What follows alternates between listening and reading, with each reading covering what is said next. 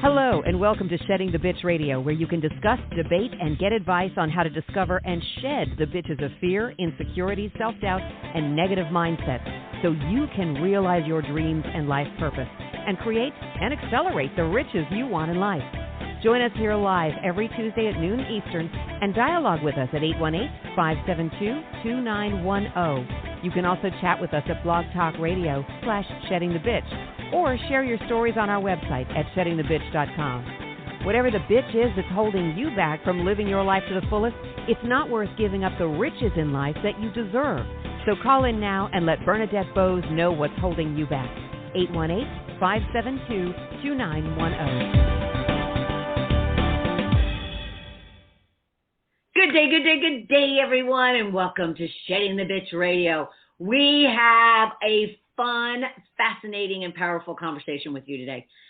It is all around how to create the perfect vision board to manifest your dreams into action. But before we get into all of that, and before I introduce our wonderful guest for today, just a couple of quick announcements. I always have to thank our new viewers and listeners who have been finding us across our platforms, whether that be YouTube, which is our Shedding the Bitch TV channel. It might be Apple Podcasts, Blog Talk Radio, Stitcher, any number of the podcasting and live streaming services.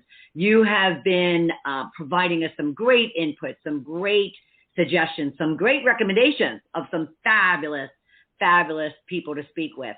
So we continue to ask you for that, along with be sure that you are subscribing to our Shedding the Bitch TV channel, as well as our podcast channel, both on Blog Talk Radio, on Apple Podcasts, or any number of the streaming services. As well, be sure to rate, comment, like, just so we know what it is and what topics are really hitting home for you. All right. As well, feel free to share it with your friends, colleagues, and others.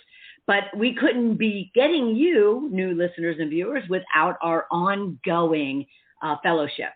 And we so appreciate the tribe of listeners and viewers who also find us on Blog Talk Radio, YouTube, Stitcher, Apple Podcasts, and other both video and podcast streaming services. So we so appreciate it. And again, your comments have been fabulous, along with your suggestions on topics and guests.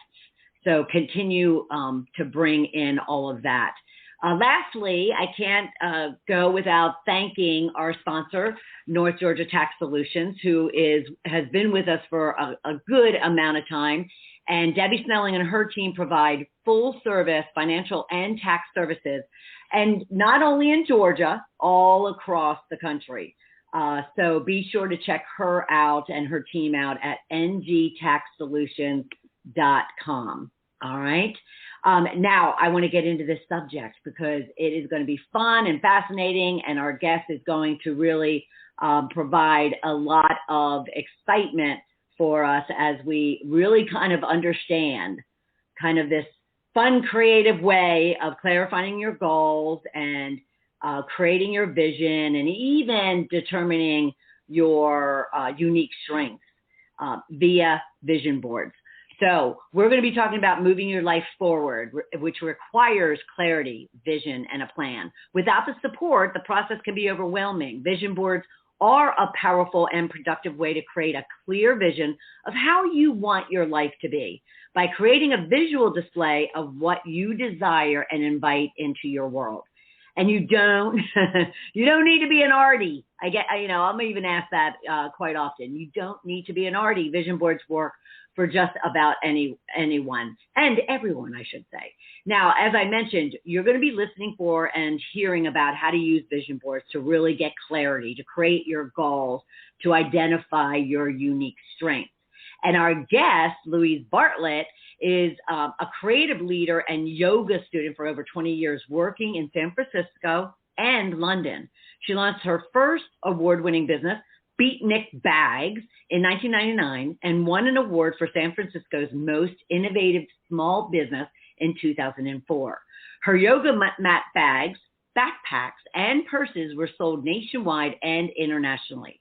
Louise weaves her design and yoga disciplines into all of her workshops and courses by incorporating breath work for grounding and centering while teaching her step-by-step guided vision board process that she's perfected over the last 20 years to help students go deep and get clear on what is important in their lives, who could use some clarity around that. She teaches simple meditations and intention settings, as well as strategies to start manifesting students' visions into actions. Louise's mission is to empower and inspire others to live their best, most vibrant life. So help me welcome Louise to the program. How are you? I'm so good. Thank you for having me. You are so welcome. Now, you mentioned that you reside in both San Francisco and London, and I understand you're in London at the moment. That's correct. So I actually moved to London 10 years ago. Oh, wow. And just a couple of weeks ago, I just moved outside of London, so just in the countryside. Oh, wonderful. I've been to London quite a bit, and you and I can take that up at another time. Yep. but London is a blast, and the country Yes. is even more beautiful. So, love it. Now, I'd love to understand where people's backstory comes from, especially one who is into yoga and meditation and intentions, and then all of a sudden, you're in this space, a wonderful space of vision boarding. So give us an idea of who Louise is and really kind of what brought you to this area of focus for yourself. Sure. So I grew up, I moved to Boston when I was 6, so I did all my schooling there. And I have a creative background. So I've always been drawing, painting, taking life art courses, and I went to art college. So throughout the last, more than 2 decades now, I have sketchbooks, I have notepads, I have canvases, and I've just been painting, sketching, collaging. So I've been creating vision boards for over 2 decades, but I didn't know they were vision boards when I started. I just started to make collages, paint on top, sew on top, and just kept going. And I wanted a life, I used it as an opportunity to think about what I wanted my life to be. So Sure. I would create these collages and pictures, and then they started to happen and started to come to fruition. So I thought there was really something to this. I moved to San Francisco where I was a designer. So I worked in the dot-com days, the boom and the bust. And during that time, I started my own business, Beatnik Bags, and I also started yoga. So it was a really creative process for me. And I used vision boards to help me define what that was.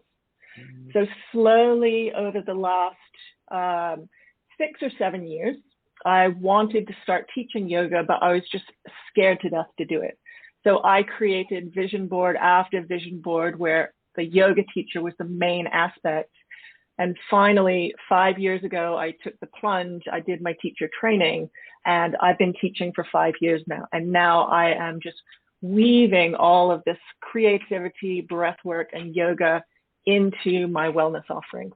So I've just combined everything. Oh, that's so awesome. And just from a, creative outlet, but just from you kind of pushing through that fear. And kind of looking for another vehicle to kind of help manifest it, and finding yourself in the space of leveraging all your creativity to the vision board.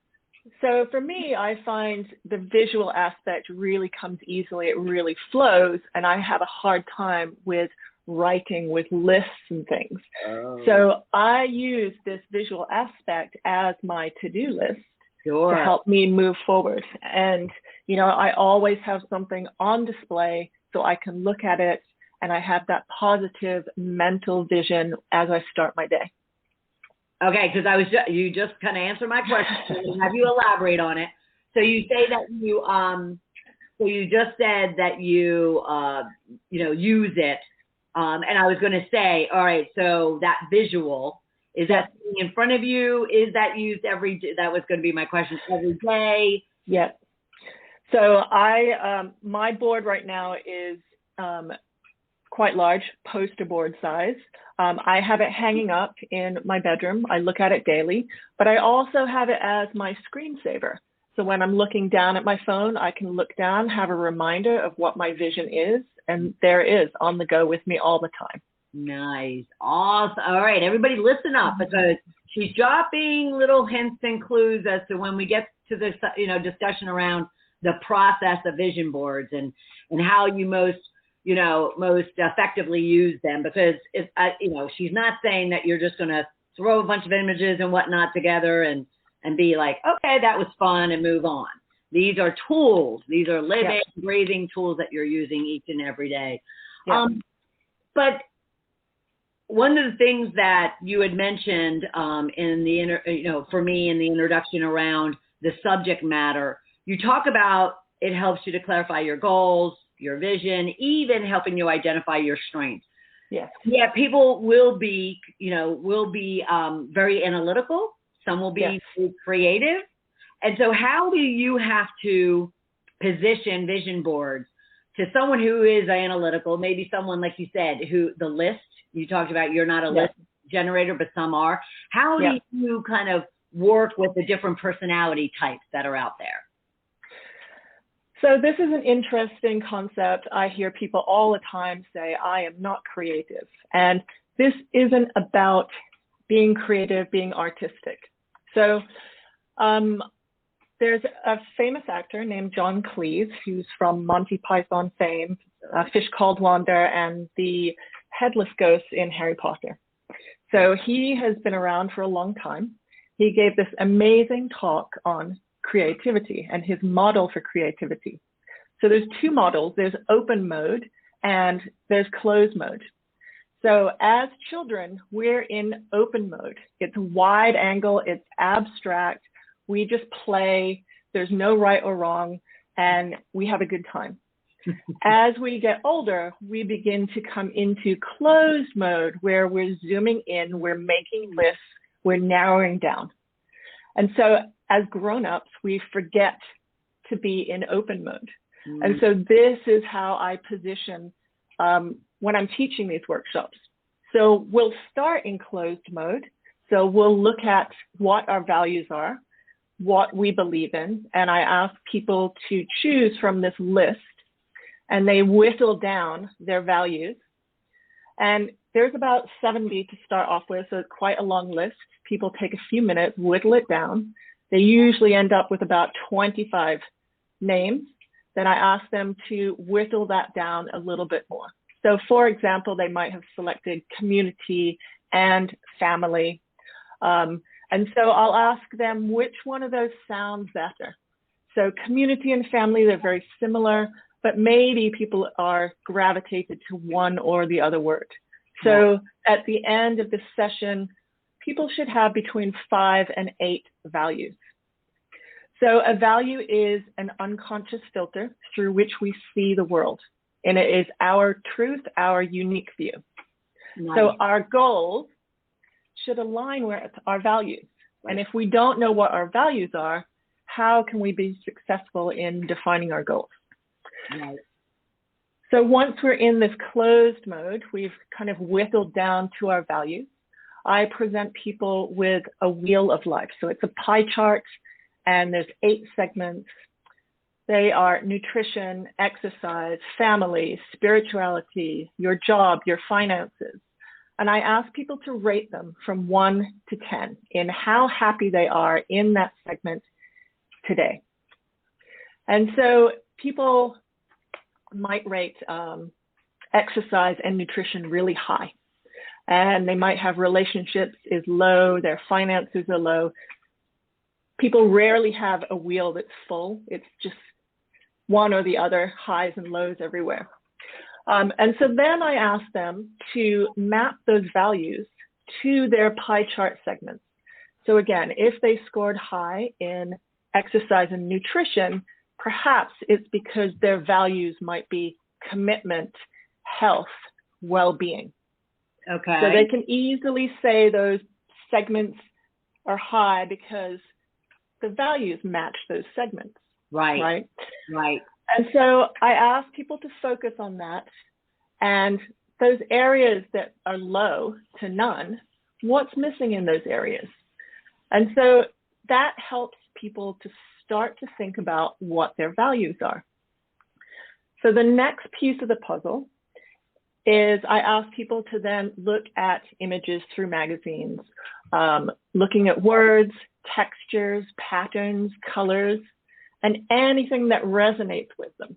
So again, they're kind of looking for where they've scored high in those values. So commitment, positivity, well-being, health, nutrition, and they'll start to pull all of these images together. Right. And it may be, so for example, they want to, or in my example, I wanted to be a yoga teacher, but I was scared to death about it. Mm-hmm. But I needed to look at my values. I believe in integrity and excellence and helping others and teaching what I know. So I could see that I really wanted to help others and help others learn. And I have a creative background and I wanted to meld the two together. So while I kept designing these vision boards with yoga as the central theme, you know, it started to occur to me that, you know, this is what I want to do. This is how I want to move forward and just have that present and center. Nice. Very nice. And there's a lot there. No. That's awesome. But I'm stuck on one thing. Sure. So how does that, and that, I mean, I love the whole values piece of it. Yeah. And then making sure that value is aligning to everything else, because I think we take that for granted, right? Yes. I think we take it very much for granted. A lot of people, so I'm thrilled you're talking about it, because a lot of people, they don't necessarily talk about the values. They talk about clarity, they talk about goals, strengths, but not values, which is your core. Yeah. How does all of that, and how did it for you help you push through your fear? How did they attribute to you being able to say, okay, wait a minute, things are aligning here, and therefore I'm pushing through this fear? Because I could see where my positive aspects were, what's easy for me, what I love, and why I love it. So I'm looking at the values, I'm looking at what I love to do. And what stopped me, which is what I talk about a lot in my yoga classes, is you need to flip that around. I am serving someone else. I am teaching someone else. Yeah. And if that person can get something out of what I'm teaching, then I've been successful. I'm not going to look at myself. I'm not going to look at, I don't have the skills. I'm not smart enough. I'm not strong enough. I'm going to turn it outwards and say, how can I serve others? Because I have a story. I've told it enough times that people have come up to me and said, thank you so much for sharing. You've really helped me do this, that, or the other. Right. And those things feel so good. And so I take a moment to have gratitude, take that in, and realize that I've helped one person, and that's my mission. Yeah. So I think just flipping that on its head and just looking outwards and how can you serve others? Yeah. No, it's true. And it doesn't matter, because I would assume it doesn't matter if it's a product or service that, or, you know, a product or a service that someone's providing. Your product even is like, say it's a tangible product, you know, like say it's a phone, you're still serving someone by providing this. And therefore, to your point, look outward of how are you serving them to get through any type of fear or, you know, insecurity. Well, it then turns into, it's not about you, it's about them. And how can you help others? Exactly. Oh, I love that, because we always tend to think that it's all about us, you know, and you know, therefore, you know, we internalize. I love the whole concept too. I'm very visual myself. The whole idea of external and internal, because I think if we can, you know, get to the external, we won't be so hung up on the internal. Yeah. And it's really this double-edged sword, isn't it? Because in order to affect any change outwardly, you need to turn inwards, to face your fears, to see who you truly are, and then you start to radiate that out. Yeah. So I think coming back to the vision board is, you may not feel that you're there yet, but you'll find images, colors, patterns that just radiate who you want to be. So I think it's just such a helpful tool to do that. Yeah. And you are getting me so excited to go to my vision board that's up on my wall, pull it down when we're done, and kind of be like, okay, do I need, juice it up or whatnot? Yep. Yeah. No, I love it. Love it. Love it. Okay. So I understand the process. Now let's get a little bit, I don't know what you call it. Technical? Yes. Yes. What are the elements that's going into a vision board? Okay. So people create vision boards for different reasons. You might want to create one yearly as you set your intentions in January, perhaps, or you might be having a baby, you might be moving house, you might be getting married, you might be changing careers. So it's oftentimes that there's a transition period in your life that vision boards really help. And so you want to start to kind of gather all of this information, start to find images, magazines, start to rip images out. And it's going back to whatever resonates for you immediately. You have immediate connection to color, texture, design. Pull that out. I've been keeping them for so long. I have envelopes of images. Whenever I'm out and I see something that strikes me, I will grab it, I'll rip it, I'll take a postcard, and it goes into my folder for next time. Nice. And so, yeah. That's awesome. That's a great idea. Yeah. And so whenever I'm teaching workshops, a few weeks before, I'll just say, just start to have a look around your house. You can use wallpaper, you could use tinfoil, you can use ribbons, tapes, anything that you have around the house, and start to incorporate all of those elements. Right. And so it's not just magazine images. So you can get really wild and crazy and just keep adding on layers. Yeah. Grass. Yeah. Leaves, dried leaves. Yeah, something just came to me about my vision board, grass. Yeah, because so it's two-dimensional versus just flat. Yeah, well, three-dimensional. Yeah, so you could, yeah. Yeah, cool, very cool. Okay, so that's the kind of like putting it all together.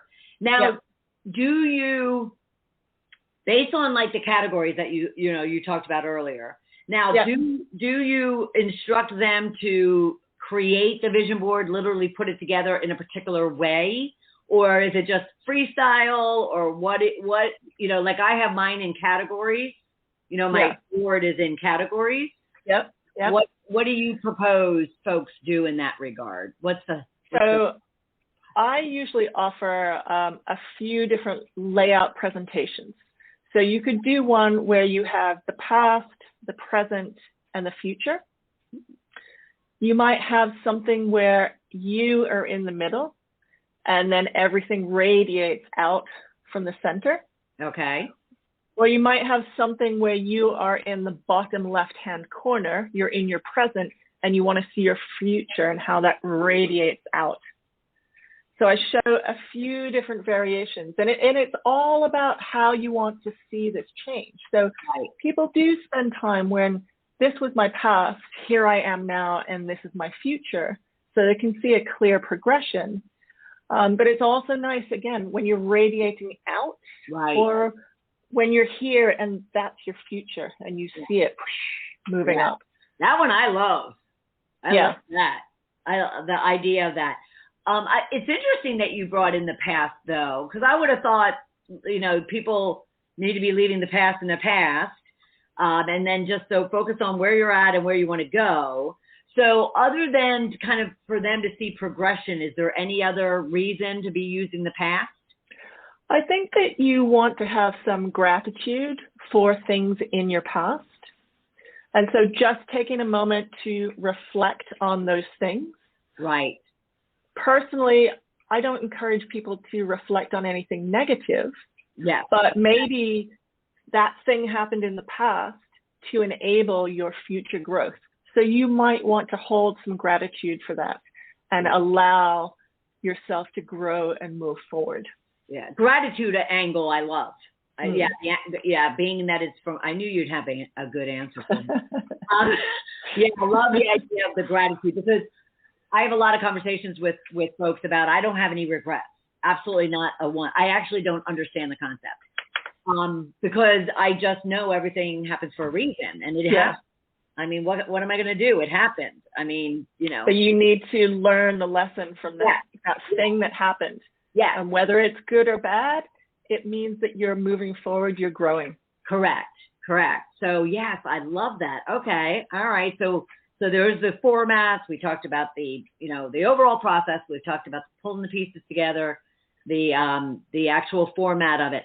All right. So now someone has this really cool personal interpretation in their vision board.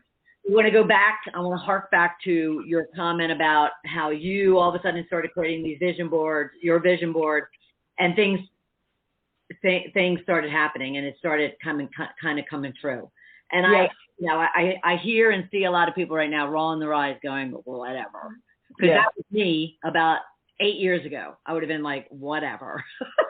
So help me understand how are they using it as this powerful manifestation tool that it is? How do they go about using it now that they have it? So you are creating a vision of what you want your life to be. And really, you are just aligning yourself with what is, with how you were born, what your path is. I follow Wayne Dyer's teaching, and he talks about manifestation. And I just want to read something. He says, it's not an act of creating something new. It's simply realigning yourself with what already is. And when you're able to visualize your dreams, goals, and desires, and live as if they are a reality, there's no end to the possibilities life holds for you. Live as if that's a reality. Yeah. Love it. Gotta love Wayne. Yeah. You gotta love Wayne. No, I love that. I absolutely love that. But I'm going to ask you, could you repeat it one more time just to ensure our listeners paid attention to it? Absolutely. So manifesting is not an act of creating something new. It's simply realigning yourself with what already is. And when you're able to visualize your dreams, goals, and desires and live as if they are a reality, there's no end to the possibilities life holds for you. Love that. All right. So what do you say to those skeptics who have created vision boards? They've put them up, they've looked at them, and nothing's happened, and therefore, it's hogwash. What are they missing? What's missing for them as far as how they're using it as a tool? So I think they are missing that piece that is a ritual, a dedication, that you're spending time, whether it's a minute a day, 5 minutes a day, and just focusing on that vision. So spending time to draw it in, let it seep in, and you align yourself and you live that vision. And I think that's one piece. But the other side is just have that opportunity to play, because as grown-ups, we never allow ourselves that. And it's the most fun to rip things up, glue them down, peel them back, color them, paint them. And at the very least, we're allowing ourselves to be open and have some fun. Absolutely. Yeah, I love at the very beginning when you were talking about open mode and closed mode. Yeah. And how the children are in open mode. And as we get older, we kind of close that gap and close up. I love that. And that's a great visual as well for what folks could be doing. Now, but I'm going to dig a little deeper into this. Yep. So say they are okay with that. They open up, they get creative, they act like a kid again, they're putting together their vision board. Is there any such thing as they interpreted what they truly want incomplete, incorrect? Maybe they didn't, want to own what it is that they really wanted. They didn't want to declare it because, who am I to say I want like so forth and so on. Therefore, you know, they don't even really believe in what it is that they just kind of, you know, mapped out for themselves. Yeah. So I think that you really want to change. You really want to improve your life, which is why you go through this process. Yeah. It could be a good time and have a laugh, but you need to use that tool. Right. So as I was saying to you earlier, you might have it on your wall, in your bathroom, on your altar, or you might take a screenshot and it's on your phone as a screensaver or on your desktop as a screensaver. Yeah. So you are seeing it every day. And again, you're making that dedication, that ritual to manifest it for a minute a day. You're looking at it and you think, oh yeah, I am amazing. Oh yeah, I do want this. Yeah. And I've been doing them to the, just 2 points. In my past, I manifested on my vision board the exact wedding dress that entered into my life a few years later that I didn't know that was going to be. And I had the same thing happen again when I was shifting careers and moving into studying yoga.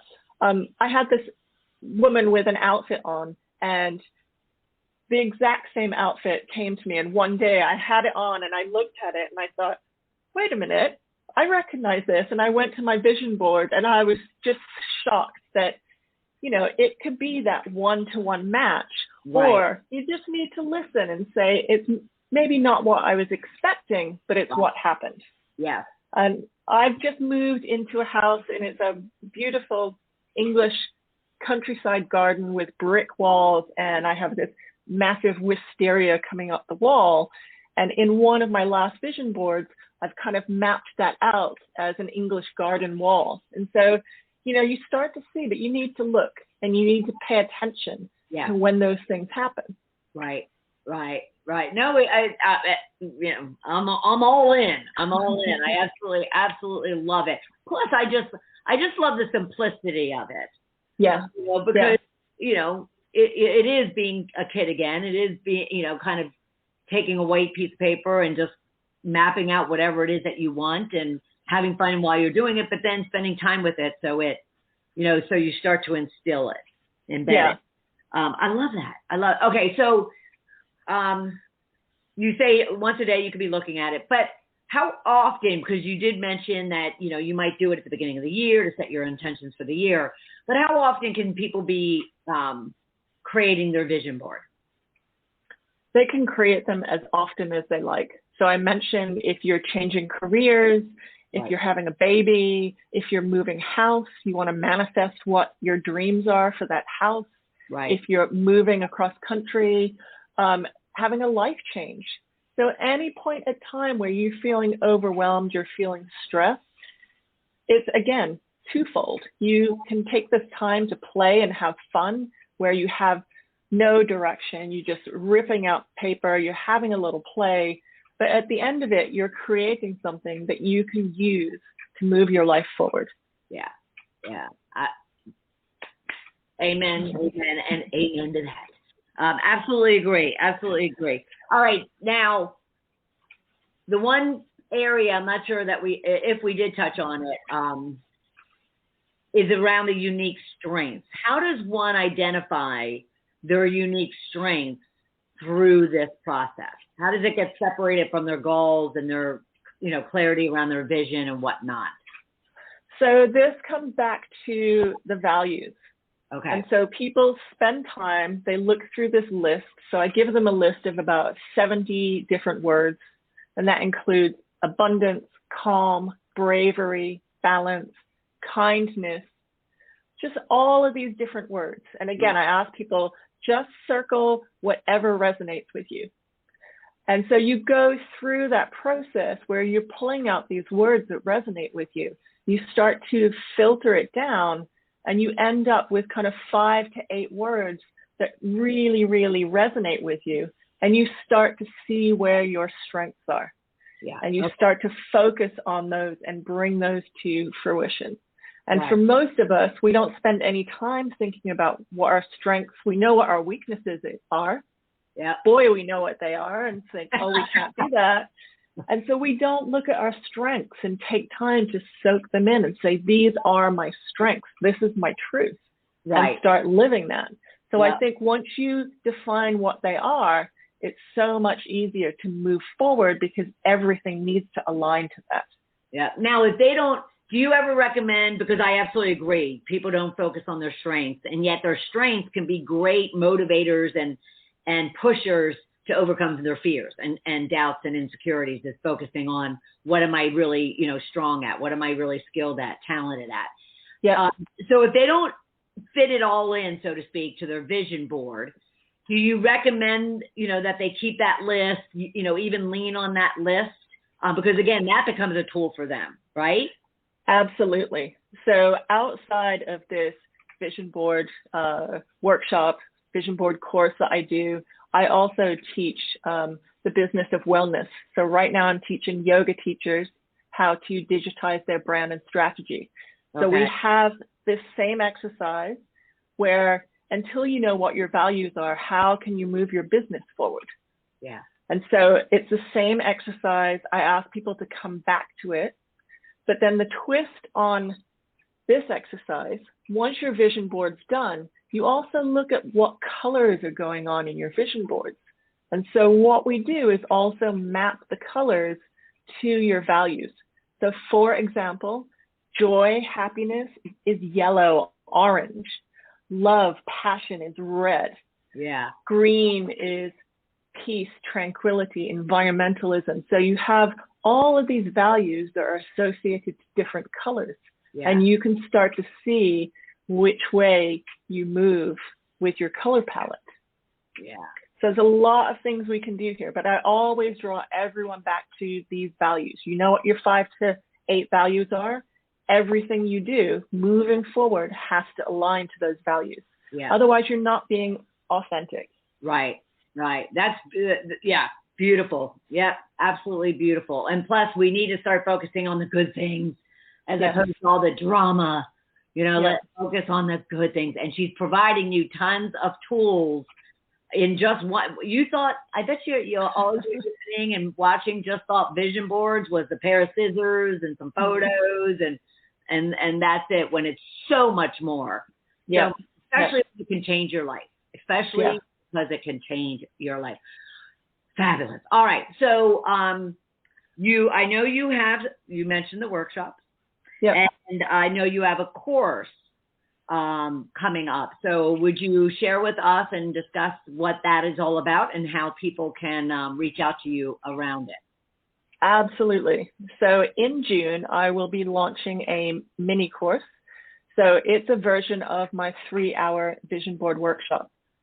So it's been quite a journey because I used to teach these live in person and there would be 15 to 20 people. And what was so nice was that community spirit and people ripping pictures out for each other and saying, oh, do you need a flower? I have a flower. Here you go.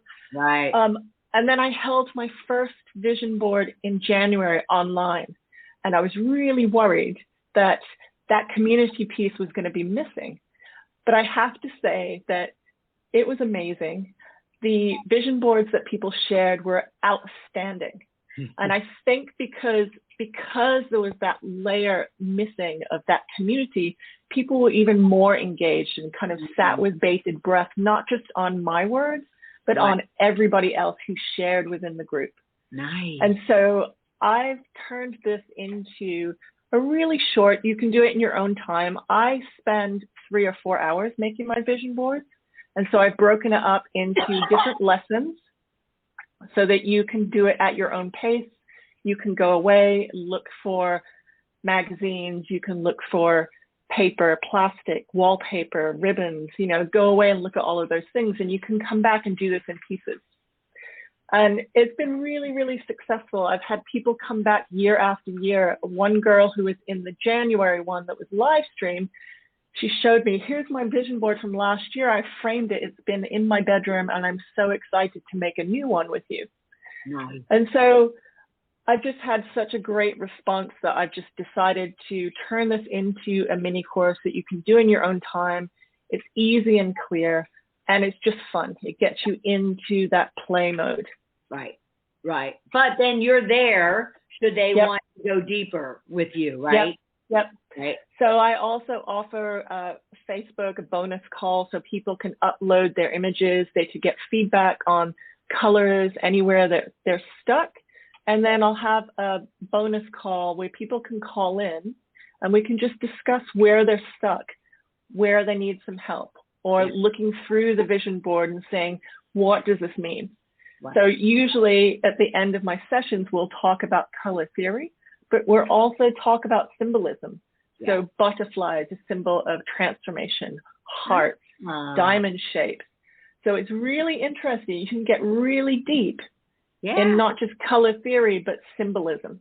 Yeah, and that meaning behind that. Yeah, that is fascinating. That is well, and I also see this connection that you're also able to point out for them. They might feel that they're stuck on the process of creating a vision board, when actually what they are stuck on is more personal, more internal, more mental. Yeah.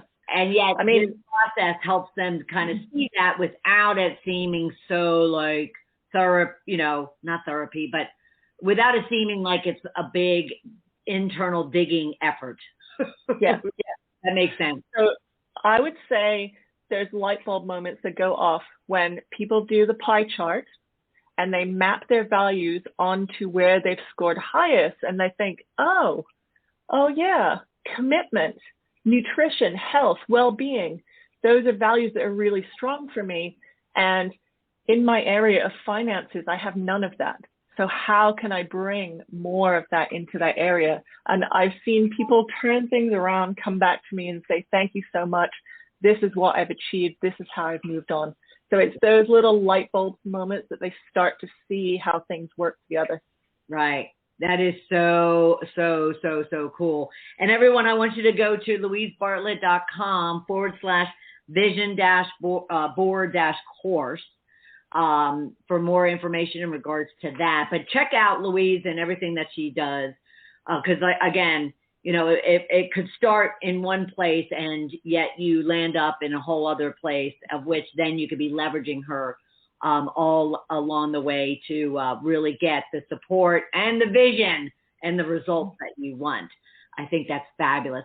Louise, would you have any last minute tips or advice or thoughts for our viewers and listeners in regards to just really them getting clarity on their goals, the visions, what it is that they want out of life? So I would say just enjoy the process, because it's a journey. It's not a destination. Yeah. So anytime you can step out and just have a little bit of fun, creativity, and play is always a good thing. Yeah, always a good thing. Oh, be in open mode, people. Yeah. Be a kid again. Be in open mode. That's fabulous. I love it. Yep. Love it. All right, let me just make sure. louisebartlett.com, everyone. She does have email at hello@louisebartlett.com should you need to reach out and also want to maybe talk with her. And then she's on Facebook at Louise Bartlett Yoga. So be sure to like her and follow her. She's on, of course, Instagram as Louise Bartlett, and of course LinkedIn. So just find her. Just actually, all you have to do, because I did, all you have to do is, Google Louise Bartlett, and you'll see Mind Body Creative, and then you'll see Vision Board, and you'll see a lot of stuff on Louise. Yep. Louise, thank you so much. It's been fabulous. Thank you. This has been absolutely fabulous. I appreciate your time.